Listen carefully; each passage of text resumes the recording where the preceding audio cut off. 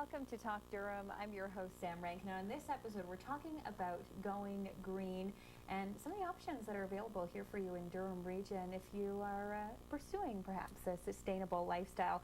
Joining us for this segment, we've got Rachael Wraith. She's the Communications and Program Manager with Durham Sustainability, and Joy McColm, who is a Canadian NASCAR driver as well as an ambassador for Eco Driver. Thanks so much for joining us. Thanks for having us. Thank you. So maybe to start off with, can you tell us a little bit about what Durham Sustainability is?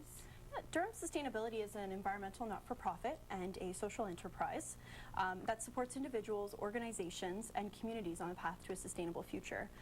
Sustainability is what Durham Sustainability does. We've been doing it since about 1982, but perhaps more importantly, it's our passion. The reward is the journey itself, and the results are the outcomes. And we help people get there sustainably. And we believe that sustainability is just like riding a bike. Once you learn how to balance, it can be simple, joyous, and efficient. It's lovely. It's a great little slogan out there. So obviously you've got a bunch of different touches in the community, a bunch of different focuses to start out with, and we're going to hear some of those other focuses as we move on in the show. But we're talking about sustainable transportation. And, I think if any of us have been in a car on the 401, first thing in the morning around rush hour, we know just how reliant Durham residents are on their vehicles. Can you give us an idea how many people we might see on the road? Absolutely. Well, according to Smart Commute Durham, there's about 1 million car trips that are made each day to get to and from Durham. That's a staggering number. So that's a lot of traffic congestion on the 401, and it makes people's day a lot longer when you have to commute to get home. So Durham Sustainability works with the region on their Smart Commute Durham program, getting more businesses involved in the program. And at DSA, we deliver the Eco Driver program, which is all about teaching people about fuel-efficient driving options, fuel-efficient cars, and of course driving less to reduce their impact on the environment. So before we talk about taking some people off the roads, maybe we can talk a little bit about what you mentioned, some of those things that can make our own rides perhaps even a little less expensive, not only more environmentally friendly. Joey, do you have any tips for us on, when we're on the road, some of the things that we can do to be a little bit more friendly to our car and to our pocketbooks? Oh, definitely. I mean, first of all, being a NASCAR driver, sustainable transportation isn't the first thing that comes to people's minds when they hear what I do. But working with Eco Driver and people like Rachael at DSA, we have developed a lot of stuff, to help, especially youth, develop, habits, is what you could call them, to, look at sustainable transportation. So, not idling your car when you don't have to be. Warming up your car in the morning. It doesn't need to sit there and idle for 10 minutes. The best way to warm up a car is to get out there and drive it. Look at different things like transit. Right now, especially in Toronto, especially in the GTA, especially in Durham, we're having a huge transit impact. There's millions of dollars being invested right now, and that's just the easiest way to get around. I went to school at Ryerson for 4 years, and I took the GO train every day. People always ask me, "You're a NASCAR driver, you must drive everywhere." Well, no, there's so many options out there. To look outside of the car, and that's our message just to the youth, to look outside of the car. And there's just millions of options out there for us, and to commute easier and to commute more sustainable. And I guess along those lines, you mentioned transit a couple times, and Durham Transit and all the great things that they're doing. But we do still hear from a lot of people, oh, well, it doesn't come at the right times for me, or the bus takes too long. What would you say to people who are expressing those concerns? Yeah, well, I think it's just a matter of actually going out and just getting on the bus and trying it out, and just kind of incorporating it into your transportation methods, right? Like just getting out there, taking the bus. Maybe you're actually going to ride your bike to the bus because they actually have those new bike racks where you can put your bicycle onto it, and just giving it a chance. Maybe you work in Pickering and you have a meeting in Whitby, and maybe you've carpooled that day, so you decide to take the bus just to give it a try to see how long it actually takes you to get there. So I think there's always improvements that can be made, and I think there's always suggestions that Durham Region Transit can take into an account, and I think it's just going to keep getting better. And you were mentioning earlier, the only way you're going to get your voice heard if you have concerns is if you voice them. Exactly. And I think that it's all with programs like Eco Driver and groups like Durham Sustainability out in the community, and actively promoting these initiatives. And it's actually simple to start trying to maybe take the bus or ride your bike just to get around. So there's different options that people can look at. But most of the time, it's about changing your own driving habits and what you can do as as a driver to start reducing your impact and save some money at the same time. The price of gas is so expensive, and it's going to continue to climb. And also air quality too. Like a day like today, it's so hot, and there's already smog warnings and stuff like that being issued. And in Ontario alone, there's 9,000 premature deaths just caused by smog. So those reasons alone, for saving money and for health purposes, there's all these great reasons why we can reduce.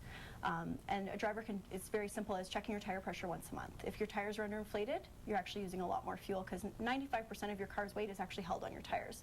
So keeping them at the optimal inflation is great.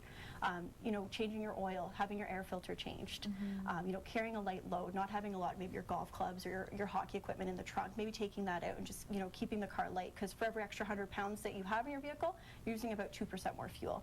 I know it doesn't sound like a lot right now, but that adds up over time. And especially if you're one of those people who do the commute into Toronto, that's a lot of time spent on the road. Absolutely.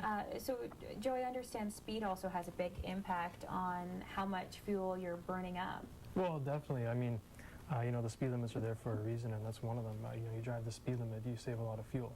Not only that, but to take into account the way the roads are engineered, you actually get somewhere quicker if you just drive the speed limit. You know, every time I'm on the road and you get that whole scenario where I hit every red light.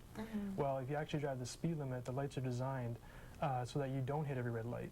You actually, you know, you have like a drive-through through all those green lights.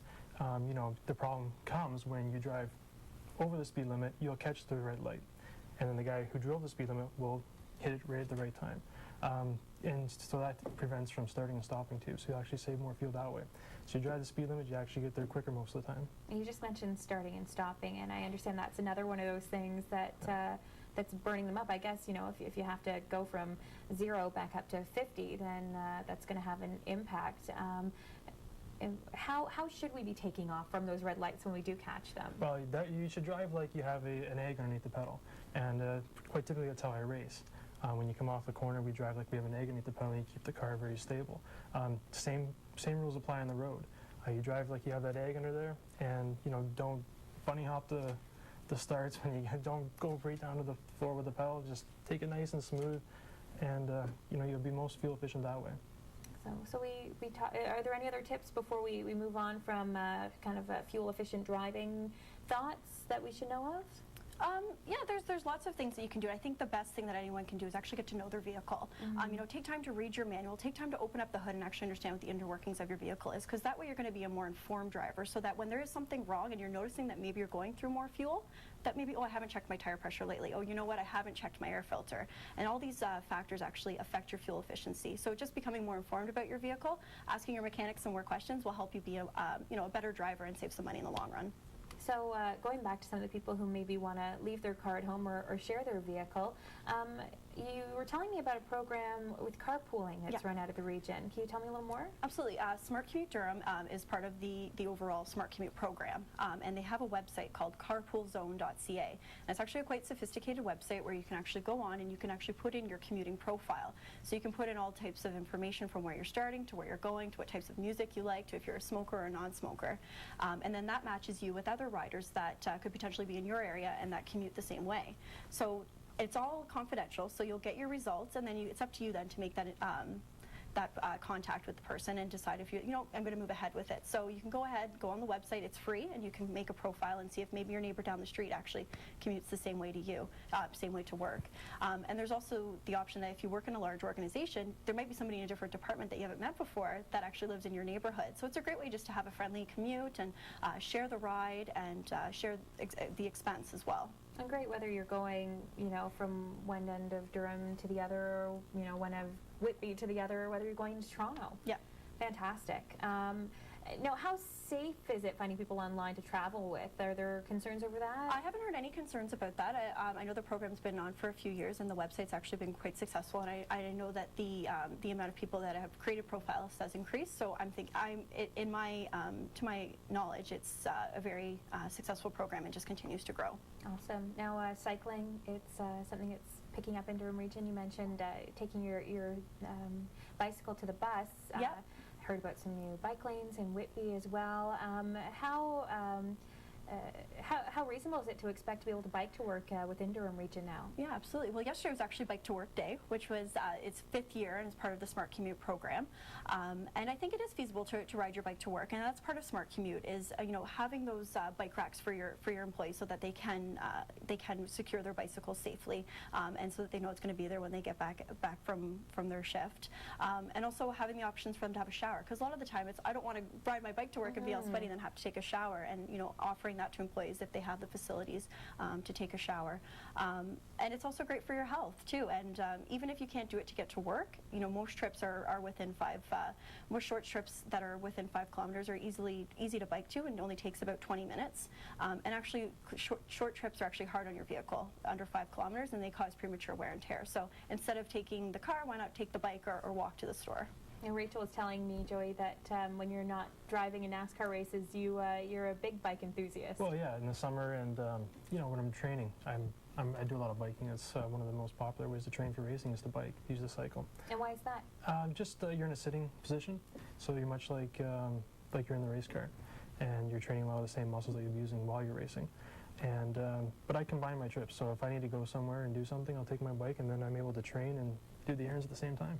How much is it, I guess, rethinking the way you do something? Because I think people normally want to go from A to B in the easiest way possible. Convenience, right? Yeah. It's overcoming that barrier.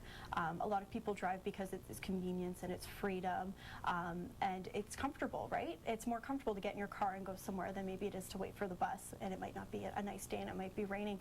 But I think it's just getting over what's convenient for you and just trying it out and saving some money, because whether or not you're concerned about the environmental impact, everybody's looking for ways to save where they can, and with the price of gas, why not just give it a try?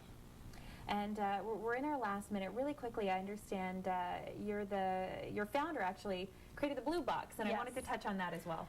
Yes, Jack McGinnis was the founder of Durham Sustainability. He was also the founder of the Recycling Council of Ontario, and he actually passed away at the beginning of the year, but he is widely recognized as the father of the Blue Box, and he worked very closely with other people on getting the program established, and the full story is actually on our website on the story of the Blue Box. And that is the website? sustain-ability.ca. Excellent. Well, thank you so much for joining us, Rachael Wraith and Joey McColm. I really appreciate you being in.